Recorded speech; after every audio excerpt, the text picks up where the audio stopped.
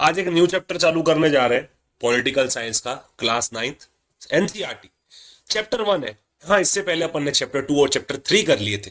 जैसे क्या था चैप्टर का नाम, what is democracy and why democracy. और दूसरा चैप्टर कौन सा था, मतलब जो तीसरा अपन ने करा था वो था कॉन्स्टिट्यूशनल डिजाइन। अब अपन फर्स्ट चैप्टर को कर लेते हैं, है ना। चैप्टर का नाम क्या है, democracy in the contemporary world. क्या है डेमोक्रेसी भाई, कैसे चल रही है इस दुनिया में डेमोक्रेसी। डेमोक्रेसी की बहुत बात कर ली थी। पहले तो डेमोक्रेसी अपन को देखनी थी, बाद में अपन को देखना था कि क्या व्हाट इज डेमोक्रेसी, डेमोक्रेसी है क्या एंड व्हाई डेमोक्रेसी। ठीक है ना। डेमोक्रेसी की अपन को एक छोटी सी डेफिनेशन तो पता है कि डेमोक्रेसी क्या होती है। It is a form of government for the people to the people by the people, ऐसा कुछ होती है। ठीक है ना। बट वो एक छोटी सी डेफिनेशन है और पूरी क्लियर कट डेफिनेशन नहीं है, हमें बहुत कुछ समझना पड़ा उसके आगे। ठीक है ना। तो अभी देखते हैं democracy in the contemporary world. तो दो टेल्स ऑफ डेमोक्रेसी समझेंगे। ठीक है ना। दो अलग अलग देशों के एग्जांपल लेंगे और आपको समझ में आएगा कि भाई डेमोक्रेसी कितनी जरूरी है, और डेमोक्रेसी अगर नहीं होगी तो नॉन डेमोक्रेटिक जो गवर्नमेंट होती है वो क्या हाल कर देती है देश का। अब ये एक स्पीच है, workers of my country I have faith in Chile. ये क्या है, चाइल्ड, तो इसे क्या बोलते हैं, चिली। एक कंट्री का नाम है and its future other man will overcome this dark and bitter movement when present seeks to prevail. Keep in mind that much sooner then later the great avenues will gain be open through which will pass free man to construct a better society. Long live child, long live the people, long live the workers. तो ये जो speech है ना, ये speech किसने दी थी, ये last words हैं। ठीक है ना। और किसके थे, सेल्वाडोर एलेंडे। ठीक है ना। सेल्वाडोर एलेंडे के ये लास्ट स्पीच थी। वो कौन था वैसे, वो था उस समय चिली का प्रेसिडेंट। ठीक है ना। और चिली है क्या, साउथ अमेरिका में एक कंट्री। साउथ अमेरिका एक कॉन्टिनेंट है, मैं आपको दिखा देता हूं यहां मैप में। ये अपना जैसे ये देखो, ये इंडिया दिख रहा है आपको, एशिया में है। ये है साउथ अमेरिका कॉन्टिनेंट है, और यहां पर जो चिली है ये पतली सी दिख रही है, बिल्कुल पतली सी लाइन ये। ठीक है ना। ये हो गया अपना चिली। वहां पर क्या बना हुआ था, लाल बना हुआ था, मतलब डेमोक्रेटिक गवर्नमेंट इन 1900 एंड 1950 का बताया गया था। ठीक है ना। मतलब बहुत पहले से डेमोक्रेटिक थी। अपन देख लेते हैं अभी इसको और अच्छे से। ठीक है। तो ये क्या थे, प्रेसिडेंट थे साउथ अमेरिका में चिली नाम की कंट्री के। तो उनकी जो स्पीच ये दी गई थी ये 11 दिसंबर 1973 को दी गई थी, है ना। और इसी दिन उनकी गवर्नमेंट को ओवरथ्रो कर दिया गया था मिलिट्री के द्वारा। मतलब क्या आ गया था, मिलिट्री कू आ गया था। ठीक है ना। मिलिट्री लोगों का शासन आ गया था चिली में। सो एलेंडे कौन था, वो फाउंडर लीडर था उनकी पार्टी का। उन पार्टी का नाम क्या था, सोशलिस्ट पार्टी। तो इन्होंने स्थापना करी थी, किसने, सेल्वाडोर एलेंडे ने। ठीक है ना। और उन्होंने एक पॉपुलर यूनिटी कोलिजन चलाया था। मतलब जो 1970 में इलेक्शंस हुए थे जिसमें वो जीते थे, उसकी वजह से वो प्रेसिडेंट बने थे। तो काफी अच्छा कोलिजन गवर्नमेंट फॉर्म हुई थी पॉपुलर यूनिटी का। So after being elected the president, Allende had taken several policy decisions to help the poor and workers. तो गरीबों के लिए, वर्कर्स के लिए उन्होंने काफी अच्छे अच्छे डिसीजंस लिए थे। काफी बढ़िया इंसान थे। This included reform of the educational system, में कुछ रिफॉर्म्स लेके आए, है ना। Free milk for children and, ठीक है ना, बच्चों के लिए free milk and the redistribution of land to the landless farmers. तो जिन किसानों के पास खुद की जमीन नहीं थी उनको जमीनें भी बांटी है। He was oppose to foreign companies taking away natural resources. ठीक है ना, like copper from the country. वो काफी अपोज करते थे कि जो बाहर की कंपनियां आती थी वो उनके देश में आती थी और फिर अलग अलग मिनरल्स को एक्सट्रैक्ट करके ले जाती थी। मतलब ठीक है ना, टेंडर देती थी, पैसे देती थी भले, पर वो उन्हें पसंद नहीं आता था कि भाई ऐसा क्यों हो रहा है। The landlord, the rich and the church oppose this policy. अब जो अमीर लोग थे, जैसे लैंडलॉर्ड्स हुए, ठीक है ना, चर्च वाले लोग हुए, वो उनकी पॉलिसीज को अपोज करते थे। क्योंकि क्या है, ये जो सेल्वाडोर एलेंडे है ये गरीबों की बहुत मदद करते थे। ठीक है ना।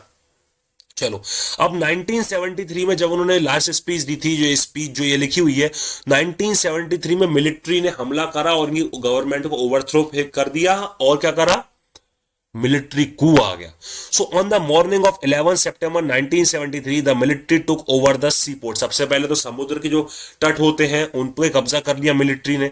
उसके बाद the defence minister was arrested by the military when he arrived at his office. तो डिफेंस मिनिस्टर जब अपने ऑफिस में गए तो वहीं पर मिलिट्री वाले खड़े थे और डिफेंस मिनिस्टर को अरेस्ट कर लिया, है ना। अब जो मिलिट्री कमांडर्स थे उन्होंने प्रेसिडेंट से बोला रिजाइन करने के लिए, बट एलेंडे जो थे, सेल्वाडोर एलेंडे उस समय के प्रेसिडेंट, उन्हें मना कर दिया कि हम रिजाइन नहीं करेंगे और हम कंट्री भी नहीं छोड़ के भागेंगे। बट उन्होंने ये रियलाइज करा कि हमारी कंट्री डेंजर में है और उनकी लाइफ को भी खतरा है, तो उन्होंने क्या करा, रेडियो पे अपना वो आखिरी स्पीच दे दिया। ठीक है ना, जो भी अपन ने स्पीच देखा था, जिसका भी अपन ने स्टार्टिंग में देखा था, है ना। चलो, then the military surrounded the president's house and started bombing it. तो उसके बाद क्या करा, मिलिट्री ने क्या करा, अब रिजाइन करने के लिए मना कर दिया सल्वाडोर अलेंडे ने, तो मिलिट्री ने क्या करा, सल्वाडोर अलेंडे के घर को चारों तरफ से घेर लिया और बम फेंके। ठीक है ना। तो इसी सेक्रीफाइस के बारे में जो अलेंडे हैं वो अपनी स्पीच में इसी के बारे में बात कर रहे थे कि भाई long live child, long live the future, ठीक है ना, लॉन्ग लिव द वर्कर्स। क्योंकि उन्हें पता था कि उनकी अब लाइफ खत्म होने वाली है, तो वहां पर उनकी मौत हो जाती है। ठीक है ना, और ओवरथ्रो कर देते हैं मिलिट्री गवर्नमेंट को, अब मिलिट्री का शासन आ जाता है। So what took place in Chile on 11 September 1973 was a military coup. ठीक है ना, मिलिट्री कूप आ गया था, और उसको लीड कौन कर रहे थे, मतलब उस मिलिट्री कू के हेड कौन थे, वो थे अगस्तो फिनोचेट। अगस्ते फिनोचेट एक आर्मी जनरल थे जिन्होंने उस कू को लीड करा था। अब जो गवर्नमेंट थी यूनाइटेड स्टेट्स की, अमेरिका की, वो काफी खुश नहीं थी अलेंडे के रूल से। होगी अलेंडे क्या है, वो अपने चिली, अपने देश के लिए काफी कुछ कर रहे थे, अमीरों को काफी नुकसान पहुंच रहा था, गरीबों का काफी फायदा हो रहा था, फॉरेन कंपनीज को अलेंडे आने नहीं देते थे अपने देश में, तो अमेरिका को भी पसंद नहीं आ रहा था। ठीक है ना, कि ये जब ये अलेंडे रूल कर रहे थे। और ऐसा माना जाता है कि फिनोचेट, जो जिनकी वजह से मिलिट्री कू आया, उनको अमेरिका ने काफी ज्यादा सपोर्ट करा था मिलिट्री कू लाने के लिए। और उसके बाद फिनोचेट कंट्री के प्रेसिडेंट बन गए, उन्होंने खुद को कंट्री का प्रेसिडेंट डिक्लेयर कर दिया, और अगले 17 सालों तक उन्होंने कंट्री पे राज करा। तो क्या हुआ चिली में, आप एक एग्जांपल देखिए कि देखो गवर्नमेंट जो एक इलेक्ट करी गई थी, जो एलेंडे की गवर्नमेंट लोगों ने इलेक्ट करी थी, 1970 में इलेक्शंस हुए थे, उसके बाद उस गवर्नमेंट को फेंक दिया गया और मिलिट्री ऑफिसर्स ने खुद की एक गवर्नमेंट बना ली जिसको पब्लिक पसंद नहीं करती थी। So they could do as they wished and no one could question them. तो अब ये मिलिट्री वाले जैसा कुछ रूल करना चाहे कर सकते थे, कोई उनको क्वेश्चन करने के लिए था ही नहीं, क्योंकि पब्लिक ने तो इन लोगों को चूज करा ही नहीं था। So as a dictatorship was established in Chile. Now Pinochet's government tortured and killed several of those who supported Allende and those who wanted democracy to be restored. तो Pinochet ने बड़ा खराब तरीके से रूल करा। जो भी बंदा एलेंडे को सपोर्ट करता था या जो भी बंदा वापस डेमोक्रेसी चाहता था, उसको फिनोचेट या तो जेल में भेज देता था या मार दिया करता था।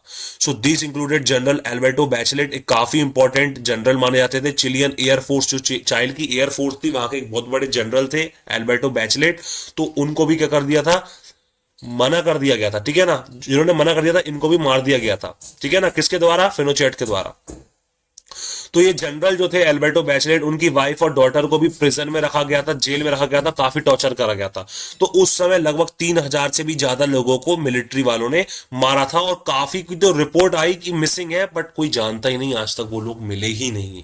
तो काफी खराब तरीके से फिनोचेट ने शासन करा था, लोगों को काफी ज्यादा हानि पहुंचाई थी। अब आता है restoration of democracy. But Chile जो कंट्री है वो हमेशा ऐसा नहीं रहा, फिनोचेट कभी ना कभी गया और वापस चिली में डेमोक्रेसी आई।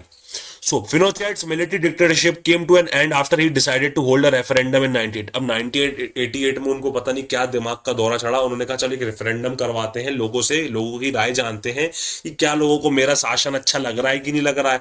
तो फिनोचेट को लगा कि भाई इतने साल तक रूल कर लिया है, और मतलब लोग तो भूल गए होंगे कि मैंने कितने लोगों को मारा, कितना टॉर्चर करा, लोग तो मुझे ही वोट देंगे, पर ऐसा हुआ नहीं, उल्टा पड़ गया। लोग भूले नहीं थे कि क्या क्या नुकसान, क्या क्या गलत तरीके से जो राज करा है फिनोचेट ने, लोग उसको भूले नहीं थे। तो लोग ने क्या करा, फिनोचेट को हरा दिया।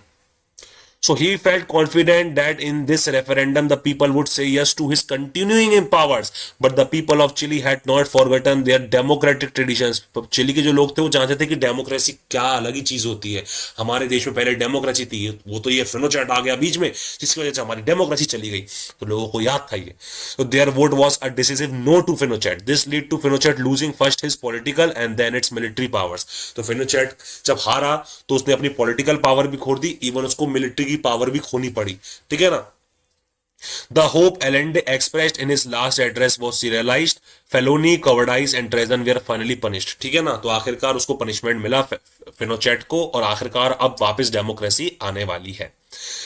पॉलिटिकल फ्रीडम वॉज रिस्टोर्ड, ठीक है ना, वापस फ्रीडम वगैरह दे दी गई थी. Since then child has held 4 presidential elections in which different political parties have participated. तो उसके बाद से, जब से फिनोचेट गया, उसके बाद से चिली में अभी तक 4 इलेक्शंस हो चुके हैं और हर बार अलग अलग पार्टीज पार्टिसिपेट करती है, अलग अलग पार्टीज जीतती है. Slowly the army's role in the country's government has been eliminated. तो लगभग आर्मी का जो रोल है गवर्नमेंट है वो खत्म कर दिया गया, वरना फिर से मिलिट्री कू न कर दिया मिलिट्री वाले. The elected governments that came to power ordered inquiries into Pinochet's rule. This inquiry show that his government was not very brutal but also very corrupt. तो ना जब इंक्वायरी करवाई गई बाद में तो ये पता चला कि जो फिनोचेट की गवर्नमेंट थी वो मात्र ब्रूटल नहीं थी, मात्र खराब व्यवहार ही नहीं करती थी, बट बहुत ज्यादा करप्ट भी थी, बहुत करप्शन भी किया करती थी. So do you remember a little reference made earlier to general Bachelet's daughter? अभी अपन थोड़ी देर पहले बात कर रहे थे कि एक चिलियन का एयरफोर्स का एक जनरल था एल्बर्ट बैचलेट, है ना, और उनकी वाइफ को और उनकी डॉटर को जेल में डाल दिया गया था. बस अब आप वही चीज समझना, ठीक है ना. जो वो जनरल थे बैचलेट, उनकी जो डॉटर थी जिन्हें प्रिजन में डाला गया था और टॉर्चर करा गया था मदर के साथ, वही गर्ल जिनका नाम था मिचेल बैचलेट, ठीक है ना, वो इलेक्ट हुई और प्रेसिडेंट बनी चिली की. कब? 2006 में. तो आप देख रहे हो ये 2006 में वही गर्ल जिसे टॉर्चर करा गया था फिनोचेट ने, ठीक है ना, वो 2006 में प्रेसिडेंट बन गई.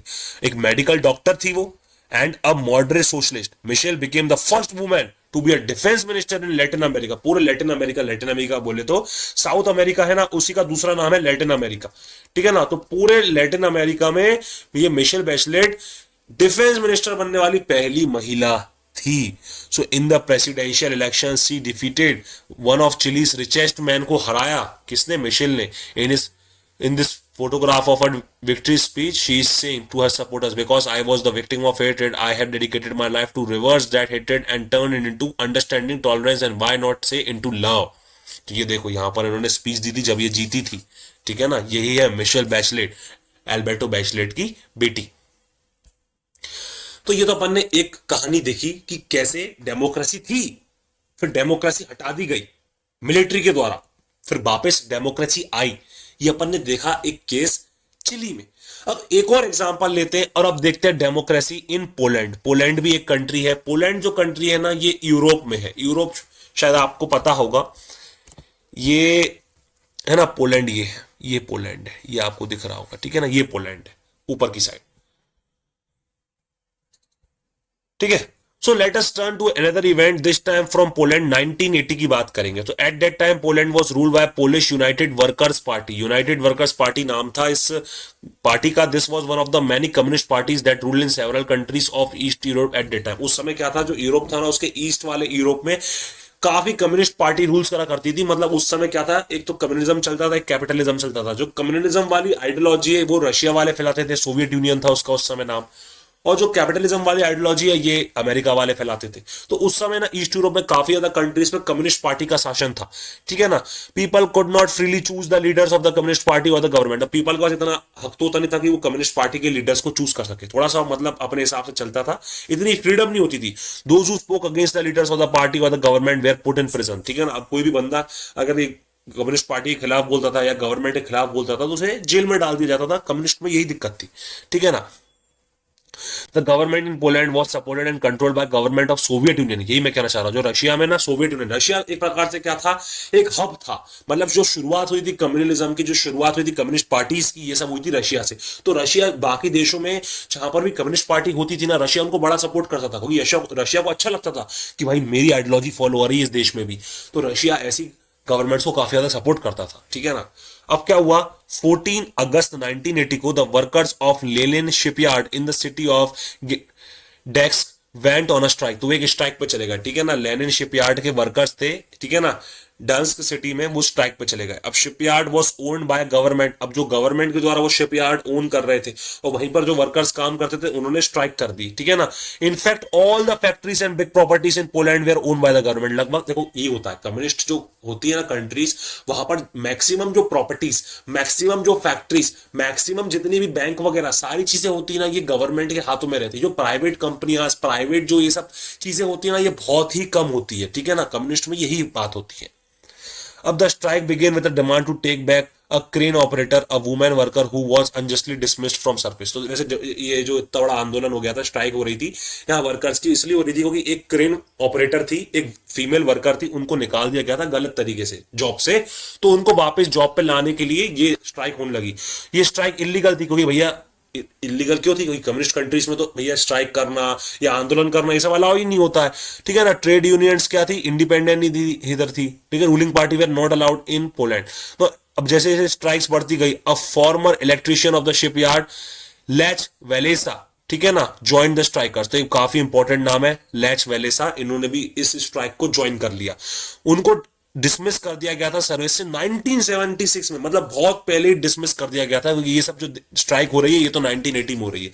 अब जो ये लैच वेलेसा थे, इनको 1976 में ही निकाल दिया गया था नौकरी से। क्यों? क्योंकि उन्होंने थोड़ा पैसा ज्यादा मांग लिया था। भाई तुम इतनी कम वेज दे रहे हो तो हमारा गुजारा कैसे होगा? तो उन्होंने थोड़ा पैसा ज्यादा मांग लिया तो उनको नौकरी से निकाल दिया। अब वेलेसा क्या हो गए? काफी बड़े लीडर हो गए, मतलब उन सब जितने भी वर्कर्स थे उनको लीड करने लगे, ठीक है ना। स्ट्राइक अब क्या हो गई? पूरे के पूरे शहर में फैल गई, ठीक है ना। और वर्कर्स की अब बड़ी डिमांड्स हो गई। पहले तो स्ट्राइक चालू की हुई थी कि भाई इस महिला को आपने जॉब से निकाल दिया गलत तरीके से, इसको वापस जॉब पे रखो। पर अब धीरे धीरे जैसे जैसे क्या हुआ, स्ट्राइक बड़ा होता गया तो लोगों की डिमांड्स बढ़ती गई कि भाई अब हमें ये भी चाहिए, हमें वो भी चाहिए। उन्होंने क्या मांगा? इंडिपेंडेंट ट्रेड यूनियंस फॉर्म करने की इजाजत मांगी, क्योंकि वहां पर लोगों को इजाजत ही नहीं थी कि हम ट्रेड यूनियंस वगैरह बना सके। उन्होंने कहा कि आपको पॉलिटिकल प्रिजनर्स को रिलीज करना पड़ेगा, और उन्होंने कहा कि प्रेस पे भी सेंसरशिप को हटाओ। मतलब जो न्यूज़पेपर होते थे, जो न्यूज चैनल होते थे, उन पे काफी ज्यादा रिस्ट्रिक्शंस लगे हुए थे, उनको फ्रीली बोलने का अधिकार नहीं था। तो इनका ये भी मानना था कि उनको फ्रीली बोलने का अधिकार अब मिलना चाहिए, ठीक है ना। तो इस वजह से स्ट्राइक करने लगे। अब ये मूवमेंट इतना पॉपुलर हुआ कि गवर्नमेंट को इनकी बात माननी पड़ी, ठीक है ना। जो वर्कर्स थे जो वेलेसा को लीड कर रहे थे, उन्होंने 21 पॉइंट एग्रीमेंट को साइन करा, है ना। और उसके बाद गवर्नमेंट ने उनकी वो बातें मानी, मतलब जो 21 पॉइंट्स थे, गवर्नमेंट ने उनकी ये बातों को स्वीकार करा, और उसके बाद ये स्ट्राइक खत्म हो गई। गवर्नमेंट ने एग्री करा कि हाँ हम रिकॉग्नाइज करेंगे वर्कर्स राइट को, ठीक है ना। अब आप ट्रेड यूनियंस भी बना पाएंगे, ठीक है ना। आपके पास राइट टू स्ट्राइक भी रहेगा, आप जो स्ट्राइक वगैरह करना चाहते हैं आप ये भी करेंगे, ठीक है ना। पर जैसे ये डास्क एग्रीमेंट साइन हुआ, ठीक है ना, वहीं उसी समय क्या हुआ? एक नया ट्रेड यूनियन बना दिया गया, सॉलिडरिटी, ठीक है ना। इस उस ट्रेड यूनियन का नाम क्या था? सॉलिडरिटी, ठीक है ना। इसको बना दिया गया। तो ये पहला था क्या? इंडिपेंडेंट ट्रेड यूनियन बनाया गया था कम्युनिस्ट स्टेट में, ठीक है ना। मतलब जो ये बना था ना पोलैंड में, पहला ट्रेड यूनियन बना था सॉलिडरिटी, ठीक है ना। So with in year solidity जो था ना पूरे के पूरे पोलैंड में फैल गया, इतना बड़ा ट्रेड यूनियन हो गया, और लगभग 1 करोड़ मेंबर्स हो गए थे इस ट्रेड यूनियन के। अब revelations of wide spread corruption and mismanagement in the government made matters worse for the rulers, ठीक है ना। अब क्या हो गया? उसी समय ट्रेड यूनियन बन रहे थे तो लोग आपस में बातें करते हैं, जांच पड़ताल करते हैं, और क्या होने लगा उस समय? लोगों को पता चलने लगा कि जो ये गवर्नमेंट चल रही है ना, इसमें बहुत ज्यादा करप्शन हो रहा है, लोग गलत गलत इस्तेमाल कर रहे हैं और पैसे खा रहे हैं इस गवर्नमेंट में, जो एक कम्युनिस्ट गवर्नमेंट थी। तो क्या हुआ? उस समय गवर्नमेंट लीड कौन कर रहे थे? गवर्नमेंट के जो हेड थे वो थे जनरल जेरू जेरू जेल्सकी, ठीक है ना। क्या नाम है? जेरू जेल्सकी, है ना। बहुत ज्यादा एनजियस हो गए, और उन्होंने क्या करा? आखिरकार मार्शल लॉ लगा दिया 1981 में। अब कोई भी बाहर नहीं निकलेगा, वरना ठिशक्या तोप छोड़ा दिए जाओगे, ठीक है। तो थाउजेंड्स ऑफ सॉलिडरिटी मेंबर्स या पुट इन प्रिजन। तो जो ये सॉलिडरिटी ट्रेड यूनियन के जो बहुत सारे मेंबर्स हैं, इनको जेल में डाल दिया गया, ठीक है ना। अब freedom to organise protest and express opinions were once again taken away. तो अब जो इतनी छूट दी गई थी कि आप ट्रेड यूनियन बना सकते हैं, स्ट्राइक कर सकते हैं, ये सारी की सारी चीजें वापस चली गई, क्योंकि बहुत ज्यादा स्ट्राइक्स हो रही थी, प्रोटेस्ट हो रहे थे, क्योंकि गवर्नमेंट में करप्शन हो रहा था इस वजह से, ठीक है ना। So another wave of strikes begin organised by solidarity, ठीक है ना। फिर से स्ट्राइक्स चालू करी सॉलिडरिटी ने 1988 में, मतलब 7 सालों के बाद असली स्ट्राइक्स फिर से चालू हुई, है ना। This time the Polish government was weaker. पर इस बार क्या थी? जो गवर्नमेंट थी काफी कमजोर थी, क्योंकि उनके पास इतना सपोर्ट नहीं था सोवियत यूनियन का, ठीक है ना। उनकी जो इकोनॉमी है वो भी कमजोर पड़ रही थी पोलैंड वालों की, तो इस बार क्या हारने वाले थे वो। So another round of negotiations with Walesa resulted in an agreement in April 1989 for free elections, ठीक है ना। अब एग्रीमेंट साइन हुआ कि फ्री इलेक्शंस होने चाहिए, तो गवर्नमेंट को ये बात माननी पड़ी वेलेसा की, भाई लेच वेलेसा, ठीक है ना। चलो, अब solidarity contested all the 100 seats, पूरी 100 सीटें थी पोलैंड में, पूरी 100 सीट्स में कंटेस्ट करा किसने? सॉलिडरिटी ने, वही यूनियन ट्रेड यूनियन ने सॉरी। ठीक है ना। और उसमें से 99 सीट्स यही सॉलिडिटी, मतलब जो ये ट्रेड यूनियन थी, यही जीती, ठीक है ना। तो अक्टूबर 1990 में पोलैंड ने अपना पहला प्रेसिडेंट इलेक्शंस करवाया, ठीक है ना, जिसमें एक से ज्यादा पार्टी कंटेस्ट करी, और उसमें क्या हुआ, वेलेसा जो थे वो इलेक्ट हुए प्रेसिडेंट ऑफ पोलैंड। तो यहां से यार अपन अब कुछ फीचर्स के बारे में बात करते हैं। टू फीचर्स ऑफ डेमोक्रेसी, मतलब डेमोक्रेसी से समझ में क्या है, आपने जो ये इतनी सारी चीजें पढ़ी है, ये दो दो टेले सुना दी आपने सर, क्या है ये। तो पहला चीज ये है कि the people could not choose और चेंज देयर रूलर। सबसे पहले ये दिक्कत थी कि अगर डेमोक्रेसी नहीं थी ना, तो लोगों के पास ये अधिकार नहीं था कि हम अपने रूलर्स को इलेक्ट कर सके, हम अपने रूलर्स को अगर बदलना चाहे तो बदल सके। ये काफी बड़ी दिक्कत थी। दूसरी बात यह थी कि there was no real freedom to express one opinion, form political associations and organise protest and political action. आपके पास फ्रीडम ही नहीं थी, आप जो करना चाहो, आप अपनी ओपिनियन को एक्सप्रेस ही नहीं कर सकते थे, आप जो सोचते हो उसे आप एक्सप्रेस ही नहीं कर सकते थे, आप एसोसिएशन नहीं बना सकते थे, आप प्रोटेस्ट नहीं कर सकते थे, ठीक है ना। तो ये सब दिक्कत थी जब डेमोक्रेसी नहीं थी। तो समझ में आ रहा है आपको। तो भाई इससे एक रफ आइडिया अपन को क्या मिल रहा है कि भाई डेमोक्रेसी क्या है।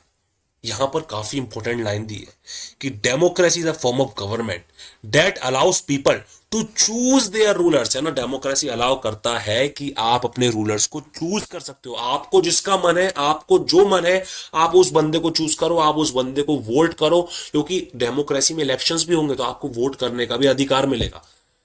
अब चिली के केस में क्या था कि भाई मिलिट्री वाले आ गए, तो मिलिट्री वालों को तो लोगों ने सिलेक्ट नहीं करा, वो तो अपने हिसाब से रूल कर रहे हैं, अपनी मनमर्जी कर रहे हैं।